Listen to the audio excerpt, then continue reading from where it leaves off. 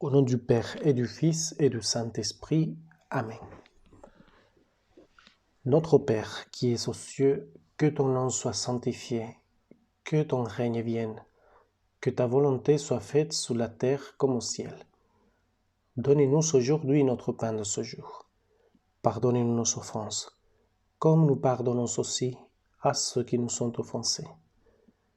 Et ne nous laisse pas entrer en tentation, mais délivre-nous du mal. Saint Ignace de Loyola, priez pour nous. Au nom du Père et du Fils et du Saint-Esprit. Amen. Chers frères et sœurs qui suivez ces exercices spirituels de Saint Ignace, vous avez traversé la 3e semaine dans laquelle vous avez médité en profondeur sur la passion de notre Seigneur, sur le fruit de son sacrifice qui est le salut de nos âmes. Vous avez médité à l'amour infini du Seigneur qui est réel, que nous le constatons de manière tellement réelle dans la passion de Jésus. Et voici que Saint Ignace nous propose maintenant dans la 4e et dernière semaine de méditer au Seigneur ressuscité. L'âme maintenant ne s'occupe que du triomphe du Sauveur, de la gloire de notre Dieu, de sa bonté indicible de l'éternité bienheureuse, dont elle va trouver le gage en sa résurrection. Ce sont des méditations qui sont très importantes pour la suite des exercices et pour conclure avec beaucoup de fruits les exercices spirituels.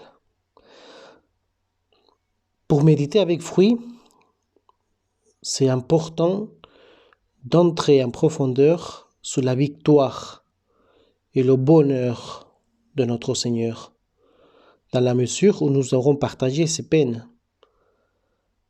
Vous savez contempler la passion, maintenant entrer dans la joie de la résurrection de notre Seigneur.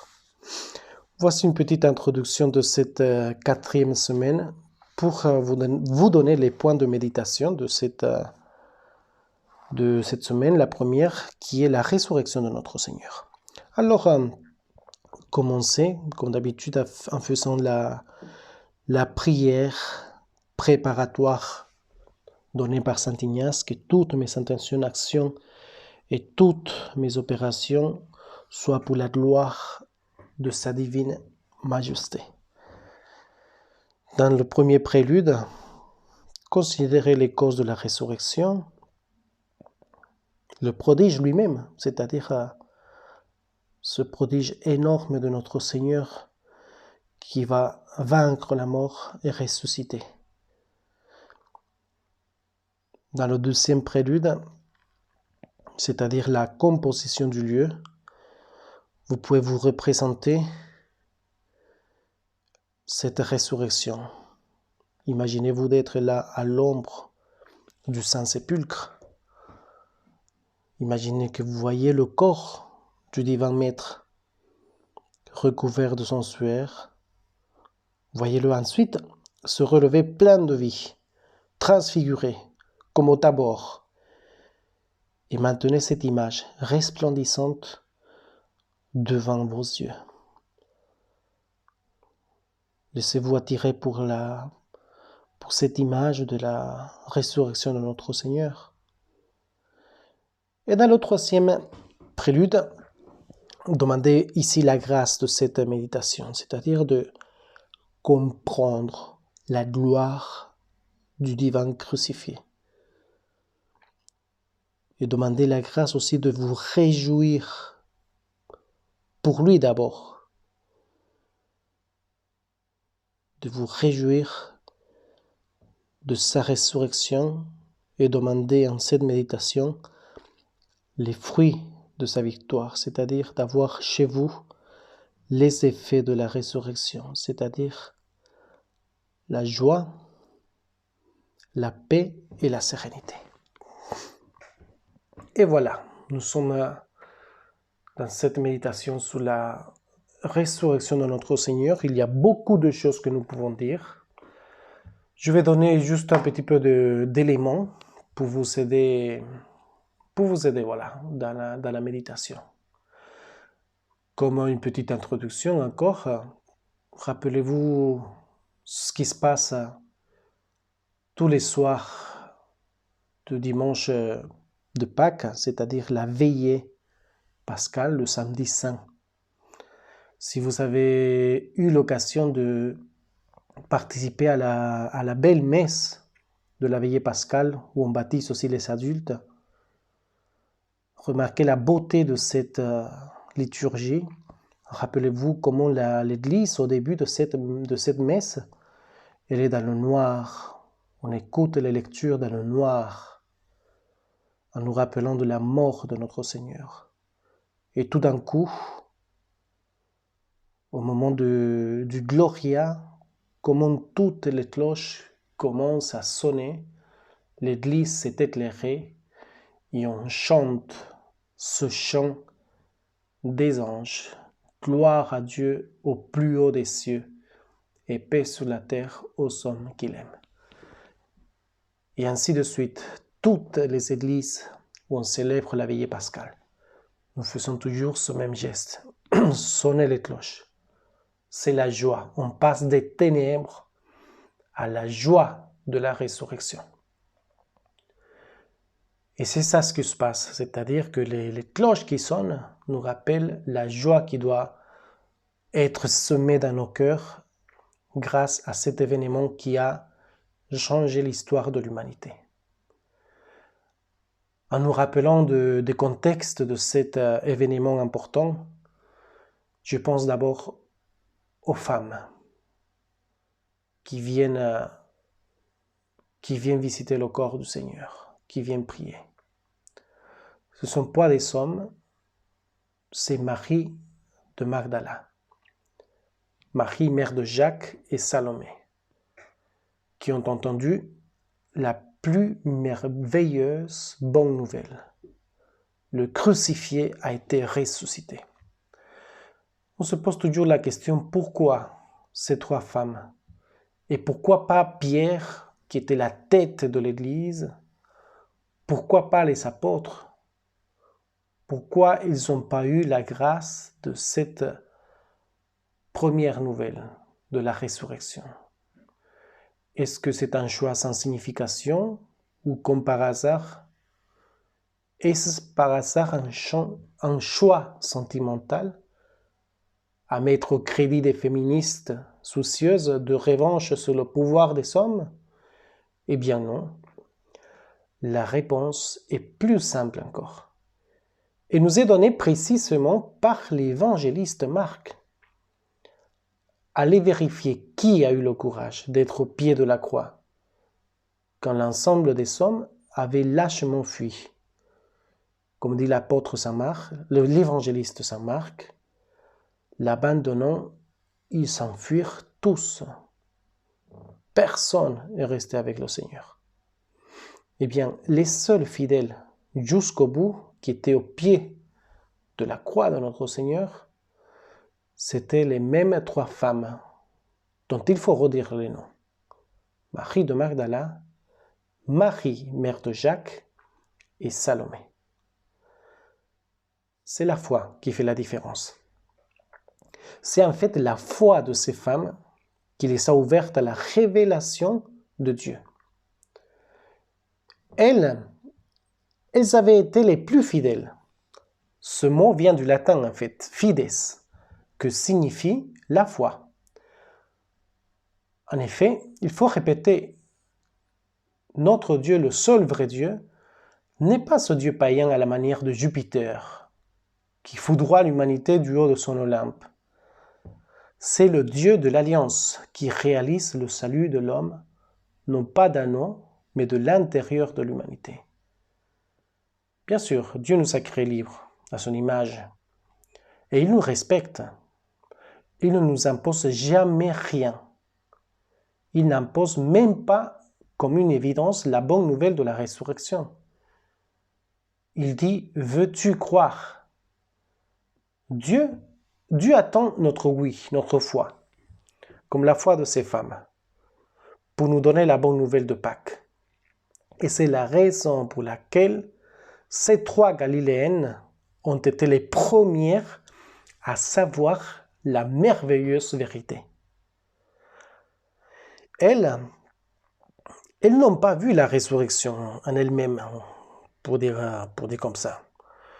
Ils n'ont pas subi un éclair éblouissant comme un rayon de laser surnaturel, par exemple comme les 3 apôtres au mont Tabor. Ils ont tout simplement entendu une parole à laquelle on peut croire ou pas croire. Et ces paroles qui pénètrent jusqu'aujourd'hui nos oreilles et qui nous remplissent de joie, ce sont les paroles de crucifié Jésus de Nazareth est ressuscité. Alors cette vérité, c'est à prendre ou à laisser. Quoi qu'il en soit, le tombeau est vide. Le fait est brutal, indiscutable. Que s'est-il passé? Où est parti son corps? Il vous précède, mesdames et mes filles. Il vous attend dans votre province, dans votre pays. Il se trouve déjà dans votre maison quand vous ouvrez votre porte, dans votre école, quand vous y entrez. Il vous précède dans les champs, où vous allez charmer, dans le bureau, où vous allez taper à la machine. À celui qui se demande où est Dieu. Par exemple, tant de personnes se demandent aujourd'hui à cause du confinement et de tant de morts à cause du coronavirus, tant de victimes. Tant de personnes aujourd'hui se disent « Dieu, où est-il alors ?» Eh bien, Jésus répond « Quand tu veux prier, entre dans ta chambre. Ton Père est là, dans le secret, invisible. » Telle est la foi pascale. Jésus n'est plus limité aux étroites limites d'un lieu ou d'une époque. Il est un Dieu présent à tous les lieux et à toutes les minutes qui sont les nôtres. Mais cela, seule la foi nous le révèle. Seule la foi nous peut faire comprendre cette vérité. Il y a dans ce même contexte de la résurrection, une autre chose que vous pouvez méditer bien sûr, c'est l'expérience de saint Thomas, cet homme, cet apôtre incrédule. Alors on entend parfois dire « je ne crois que ce que je vois ». Donc c'est l'expression qui est à la mode dans notre société qui a perdu le sens de Dieu. C'est-à-dire, vous êtes même peut-être confronté à cette vérité. Tant de personnes au travail, même dans notre entourage, les personnes qu'on croise tous les jours, tant de personnes utilisent la même expression. C'est-à-dire, je crois à ce que je vois, à ce que je ressens. C'est-à-dire nos sens simplement. Si je le ressens quelque chose, j'y crois. C'est l'expression, malheureusement, un peu simple de notre mentalité, marquée bien sûr par les sciences exactes, par l'athéisme, enfin par la société actuelle. Les grands savants d'aujourd'hui, quoi qu'il en soit, sont devenus plus modestes et savent qu'il y a vraiment beaucoup de choses, de réactions, de phénomènes pratiquement invérifiables. À l'inverse de la prétention scientiste, il y a un grand auteur français que j'espère bien que vous le connaissez très bien, c'est Saint-Exupéry. Saint-Exupéry a écrit un classique qui est d'une plume et d'une génialité, qui c'est le Petit Prince. Et de sa parabole, il écrit un texte qui est magnifique. Ce dialogue avec le renard, si vous vous rappelez bien l'histoire. Et le texte qu'il voulait partager de ce livre, c'est celui-là. L'essentiel est invisible pour les yeux. On ne voit bien qu'avec le cœur. C'est le temps que tu as perdu pour ta rose, qui fait ta rose si importante. Voilà ce texte. Et oui, Jésus avait déjà dit cela. Souvenons-nous, l'essentiel est invisible aux yeux.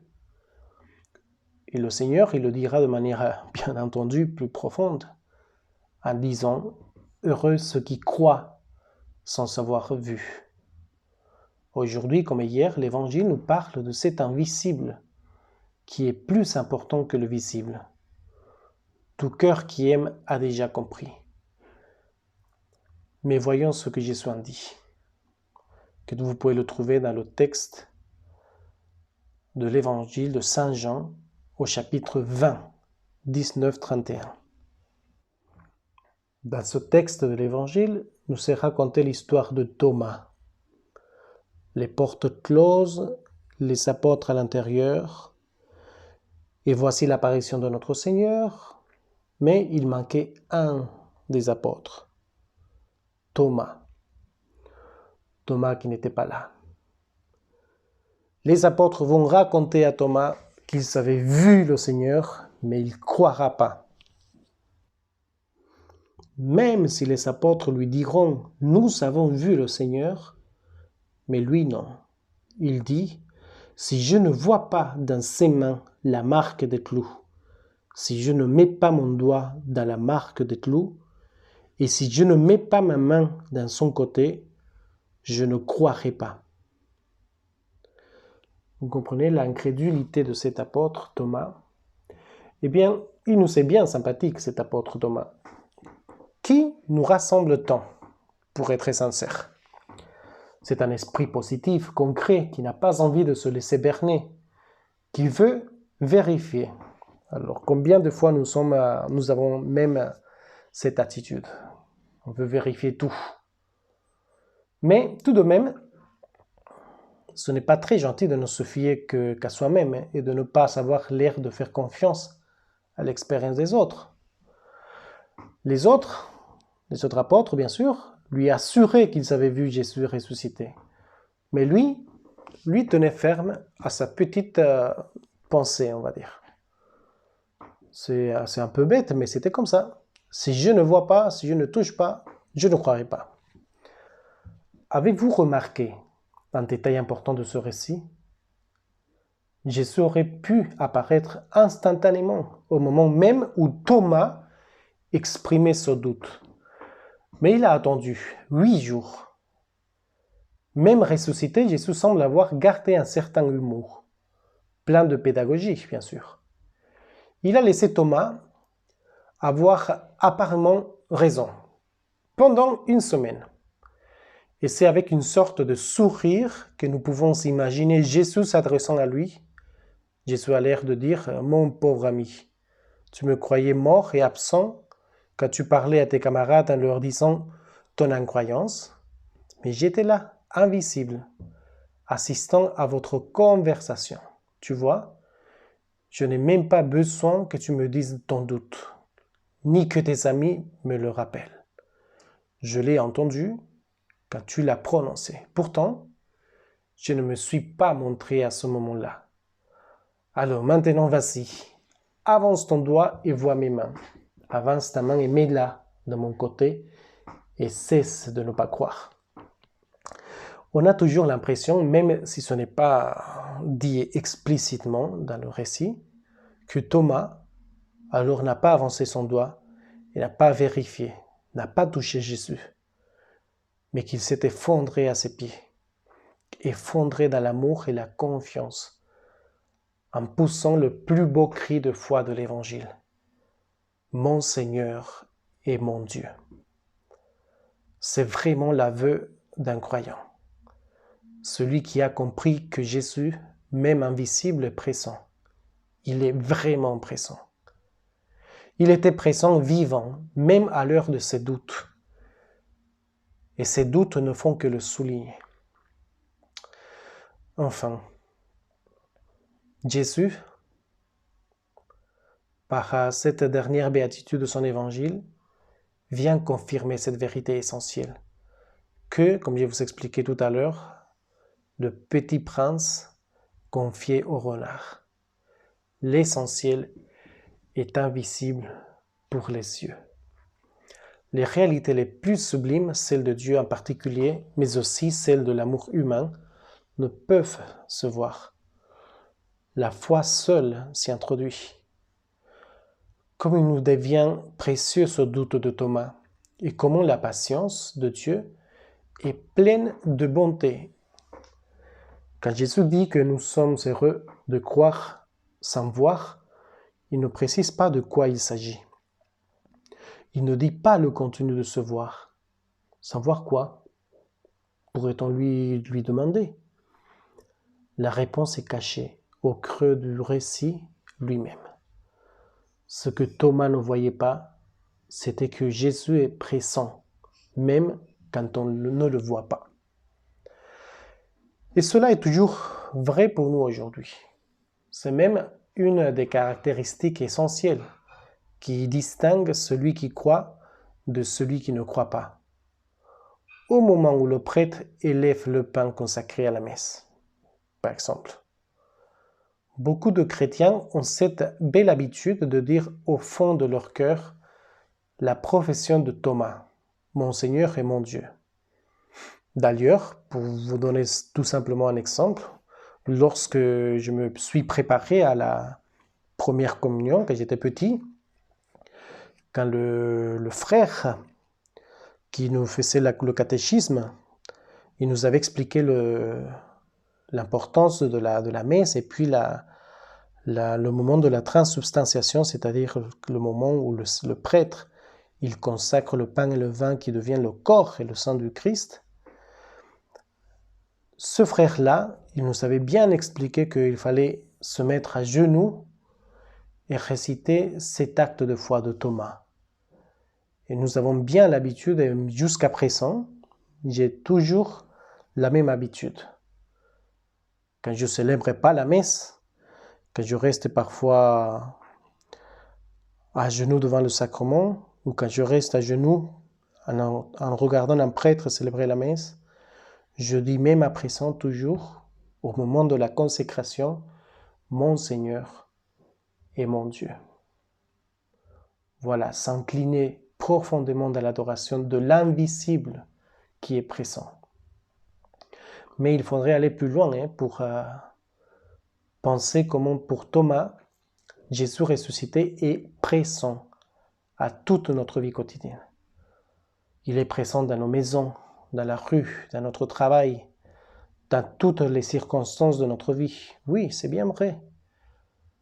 Et c'est encore tellement actuel, l'Évangile, que d'une certaine manière, de manière un peu différente, mais quand même profonde, nous est donné dans le livre du Petit Prince.